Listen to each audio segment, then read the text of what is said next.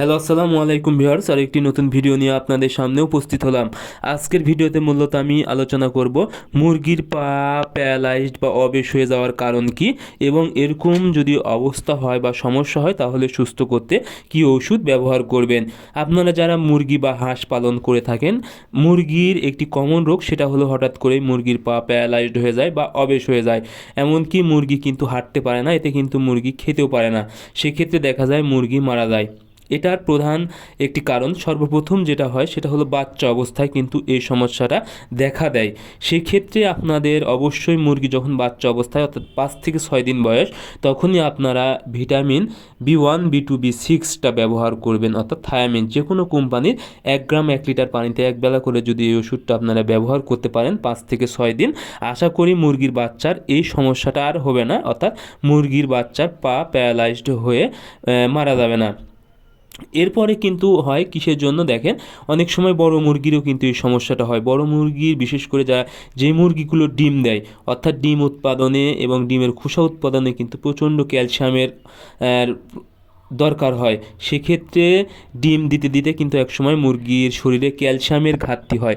আর যখনই মুরগির শরীরে ক্যালসিয়ামের ঘাটতি হয় তখনই কিন্তু মুরগির পা পড়ে যায়, পা অবেস্ট হয়ে যায়। সেক্ষেত্রে দেখতে হবে আসলে ডিম দেওয়া মুরগি কতদিন থেকে ডিম দিচ্ছে। সেক্ষেত্রে আপনারা অবশ্যই ডিম দেওয়ার সময় মুরগিকে নিয়মিত ক্যালসিয়াম ব্যবহার করবেন, এবং যদি এরকম সমস্যা হয়ে যায় বা পা প্যারালাইজড বা অবেশ হয়ে যায়, সেক্ষেত্রে অবশ্যই 5 থেকে 7 দিন আপনারা এই ক্যালসিয়ামটা ব্যবহার করবেন 1 মিলি 1 লিটার পানিতে 5 থেকে 7 দিন একবেলা করে।